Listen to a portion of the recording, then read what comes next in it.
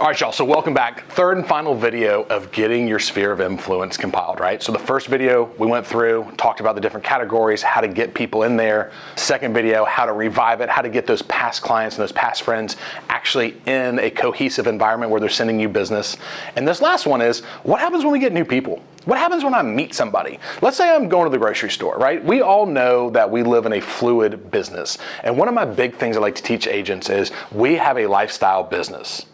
We don't have a hard start and a hard stop when it comes to our business. Sometimes we have to go to listing appointments in the evenings or early in the mornings, or we have to go to the grocery store on Monday mornings because we worked all weekend. That's just what happens. But what we don't really know what to do is when we meet a new person, how to bring that person into our ecosystem, our sphere. And so what I really believe, if it's truly a lifestyle, and I talked about this in other videos, we need to have some events. And the events need to be what we want to do. I don't want to go have a book club. Like, that's not my style. Although I do read a lot, believe it or not, I don't want to have a book club, not my style. But I might want to go do a whiskey club, or I might want to go do something different. So what I really want to encourage you with at the start of this video is kind of realize an event you can do. So not just client events, I think you should still do this quarterly, but I think you should have a social event. Again, I mentioned whiskey club, wine club, book club, Bible club, whatever it might be that you really, really enjoy. That way, when you meet people, so let's say I'm back at the grocery store on that Monday morning because I worked all weekend, and I struck up conversation with somebody in line, and they're actually pretty cool. They just moved to the market, they're starting a new business, whatever it is. Well, if I'm just like any other agent, I'm like, nice to meet you, and I walk out. But I really wanted to get to know them better, and I'm gonna bring them into my system because let's be honest, the more people we have in our database, the more business we're gonna get. Because if you remember, core members, they're gonna send us a referral a month, which should turn into 6 deals. Our raving fans, for every 10, we should get 1 deal. For every 25 of our sphere of past clients, we should get 1 deal. So the more people we get, the better we are at staying in touch with them, the more deals we're gonna get out of them. So if we start with our quarterly events, which I really believe in, we do a cookies and beer in the spring, we do a baseball game in the early summer, we do a get-together, a caramel keg in the early fall, and then we have our pumpkin picking that kind of rounds out the year. I always have things to invite people to without having to call them and say, hey, do you want to buy a house? I'm building community, but I also need something in between. So I would recommend, let's just use Whiskey Club for example. I meet this person at the grocery store, I think they're a cool person. It's super easy for me to go, hey Steve, it was really cool to meet you.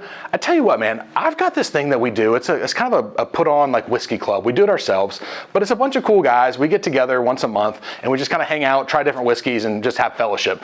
I'd love for you to come. And then I follow with like, here's my contact. I have scan my QR code on my phone so they get my contact information and I have them share it back with me. I like to use Blink, the card service that does that. So now when Steve scans my Blink card, I say, yeah, just share your contact information with me so that way I'll have it. Because if I just gave him a business card, it's gonna go in his pocket, I'm never gonna hear from him again.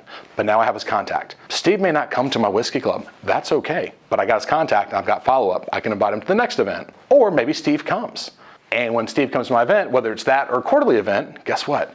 We're gonna have face-to-face time and we're gonna have a conversation. We're gonna go through the Ford model. And then I'm gonna be able to see, Steve's a business owner. Well, maybe I need to go take him to coffee and have this business networking relationship. Maybe he's not. Maybe he's got kids the same age as my kids. I should invite him for a birthday party. Maybe I can make him a raving fan. Or maybe Steve's married to a real estate agent and I'm just gonna keep him in our sphere of influence, right? But I have ways that I can build these people into my database that can return money to myself. But I'm doing it through building communities in an authentic way, but I'm just using a systematic approach to do it. So what I really think we need to do is have these events laid out so that way it doesn't sound so cheesy and not awkward. Because if you don't have an event, I don't really know what you're gonna do. It's not as easy as it might sound. So now that we have how to add people to our database by using events to do this, now you've kind of got the vanilla stuff, but it is super important. One, guys, newsletters work. They really do. But they've got to be intentional and they have to have the right information. I don't think you should just blow people up just to blow them up. But if you had a good newsletter that you put out probably once a month with some local events that are happening, maybe some client testimonials, those are always perfect because here's my example. There's 2 restaurants next to each other and one is packed out, the parking lot's full, you can barely get a seat, and the other one has like 1 spot. Where do people want to eat? The busy restaurant. So if we can use client testimonials, if we can use client reviews to showcase, to showboat a little bit, then we're more likely to get a referral from our clients because they have been told that we're good by somebody that's not us. The other part is have some client events, remind them of those events coming up, maybe throw in some listings in there, but people typically aren't gonna delete these newsletters, or at least they're not gonna unsubscribe. They're probably gonna delete them, but I'm okay with it, because if they delete this email, that means they saw my name, they saw my picture, they hit delete. I've done my job because I've reminded them that I'm still in the business. I don't really give a shit if they read the newsletter. And here's the third and final part, that once you have your database compiled, you have them categorized, and you revived it, you're not gonna like this if you're not gonna like it, but you've gotta go in on social media. I don't think you have to be an influencer. You don't have to post 27 times a day. But guys, you gotta post. You gotta post a lot. Maybe once every other day. And if you really get more comfortable, do it once a day. And I know what you're thinking. I don't like social media. I didn't grow up with it. To be honest, y'all, I didn't really either. But here's the premise behind it. If you've got them compiled, you've had the conversation, you've had the apology conversation, you've invited them to events, now social media is in the background as you post, and they're gonna see your face, they're gonna see your name, and they're gonna remember you. And that's gonna keep you top of mind. If you don't like video, don't do video. Be behind the camera, do still photos. I mean, there's tons of ways that you can do this. And what I want you to remember more than anything else, the content doesn't matter.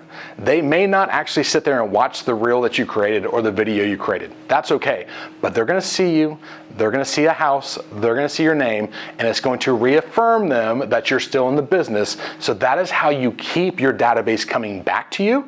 You're gonna let social media do all the hard work in the background. If you really don't like social media, there's other things you can do, but this is gonna be the easiest, most beneficial way of doing it through passive marketing. Don't get into letters, don't get into all these other things that are super passive.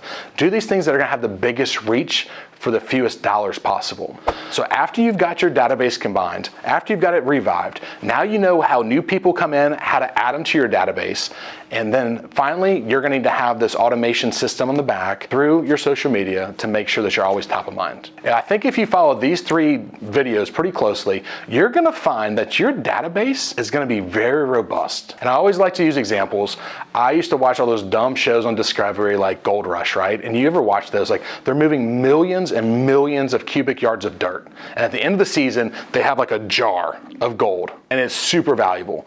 That's what your database is. You're gonna have to be doing a lot of dirty work, but at the end, you will get gold nuggets out of it. And this is how you can wake up on January 1st of this coming year, and half your database will be calling you. Because if you watch your competitors, the ones that are doing the most business, it's a sphere-based business. Their clients call them, and they're the ones that are always top of mind. If you have any questions, you have anything you want to add to this, drop a DM to me or drop comments below. I'm always trying to make this the most robust possible, but I can tell you there's a lot of money to be made if you just follow these easy steps.